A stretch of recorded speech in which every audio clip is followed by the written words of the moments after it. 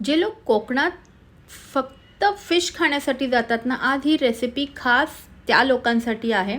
एकदा जर का ही प्रॉन्स करी तुम्ही जर घरी बनवून खाल्लीत ना, कोकणातली चव विसराल, इतकी टेस्टी लागते. तर चला पटकन सुरुवात करूया. इथे मी प्रॉन्स घेतलेले आहेत आणि ते स्वच्छ धुवून त्यातले धागे काढलेले आहेत. धागे काढणं अतिशय गरजेचं आहे, नाहीतर प्रॉन्स बाधतात.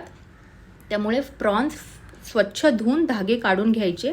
आता एक हिरवं वाटण वाटूयात. त्यासाठी मी 1 इंच आलं घेतलेलं आहे आणि 8 ते 10 लसणाच्या पाकळ्या घेतलेल्या आहेत. कोथिंबीर घेतली आहेत, पण देठं मी जास्त घेतलेली आहेत. आणि 1 हिरवी मिरची घेतली आहे. मी फिश मसाला घालणार आहे, त्यामुळे मी मिरची 1च घेतलेली आहे. हे आपण छान वाटून घेऊया. आता ते वाटण आपल्याला ह्या प्रॉन्समध्ये घालायचं आहे. अर्धा चमचा हळद, अर्धा चमचा धने पावडर, अर्धा चमचा जिरा पावडर, फिश मसाला घालायचा आहे. जो पण तुमच्याकडे फिश मसाला असेल तो मसाला घाला किंवा साठवणीतला मसालाही चालेल. अर्धा चमचा गरम मसाला घालायचा आहे आणि मीठ घालून छान ह्याला मॅरिनेट करायचं आहे. मिक्स करा आधी आणि आपल्याला एक 15 ते 20 मिनटं किंवा अर्धा तास ह्याला छान असं मॅरिनेट करायला ठेवून द्यायचं आहे. मॅरिनेट होतं आहे तोपर्यंत एक मसाला वाटून घेऊया. ओलं खोबरं घेतलं आहे मी, त्याबरोबर अर्धा कांदा घेतला आहे, अर्धा टोमॅटो घेतलेला आहे आणि 1 ते 1.5 इंच आलं घेतलं आहे आणि 7 ते 8 लसणाच्या पाकळ्या घेतल्या आहेत. एक 8 ते 10 काळी मिरी घेतलेली आहे. दालचिनीचा तुकडा घेतला आहे 1 इंच आणि 5 ते 6 लवंग घेतलेले आहेत. इथेही मी कोथिंबीर कमी घेतली आणि देठं जास्त घेतलेली आहे. आपली ही जी बेडगी मिरची असते, ही 2 बेडगी मिरची मी इथे सुक्या मिरच्या ज्या असतात त्या घेतलेल्या आहेत. 1 चमचा धणे घेतलेले आहेत अख्खे आणि अर्धा चमचा जिरं घेतलेलं आहे. आता जर तुम्हाला चिंच घालायचं असेल तर चिंच तुम्ही ह्या वाटणातच इथेच घालायचं.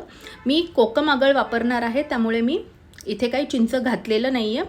आणि पाणी घालून आपल्याला हे बारीक असं वाटून घ्यायचं आहे. आता इथे कढईमध्ये मी तेल घेतलेले 2 चमचे. तुमच्याकडे नारळाचं तेल जर असेल तर अतिउत्तम. कुठली फिश करी नारळाच्या तेलामध्ये बनवा, खूप टेस्ट लागते. माझ्याकडे आज संपलं आहे, त्यामुळे मी रेग्युलर तेल वापरते आहे.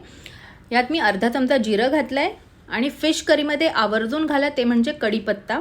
खूप टेस्टी फ्लेवर तर अतिशय वेगळाच लागतो आणि टेस्ट पण खूप छान लागते. अर्धा बारीक कापलेला कांदा घातलेला आहे.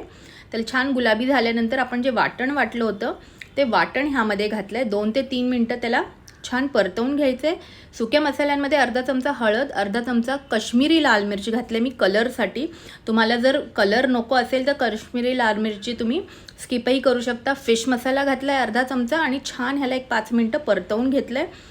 त्यानंतर मॅरिनेट केलेले प्रॉन्स ह्याच्यामध्ये मी घातलेले आहेत. तेही मी 1 ते 2 मिनटं छान असे परतवून घेतलेले आहेत. आणि इथे मी कोकम आगळ घातला आहे 1.5 चमचा आणि चवीनुसार मीठ घातलेले. आता ही प्रॉन्स करी आपण पाण्यामध्ये नाही, दुधामध्ये नारळाच्या दुधामध्ये आपण ही करी बनवणार आहोत.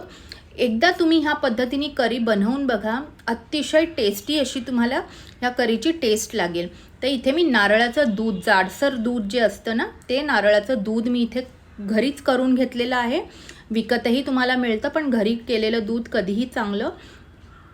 छान ह्याच्यात घातल्यानंतर एक उकळी आली की झाकण ठेवून मी प्रॉन्सला कमीत कमी अर्धा तास तरी 30 मिनटं, जवळपास 30 मिनटं तरी मी शिजवून घेते. काही लोक म्हणतात 5 ते 10 मिनटं किंवा 10 ते 15 मिनटावरती शिजवू नये, पण ते कच्चे राहतात, तुटत नाही. त्यामुळे अर्धा तास तरी कमीत कमी आपल्याला हे शिजवून घ्यायचं आहे, जेणेकरून 2 बोटांनी सुद्धा व्यवस्थित आपले प्रॉन्स असे तुटले पाहिजे.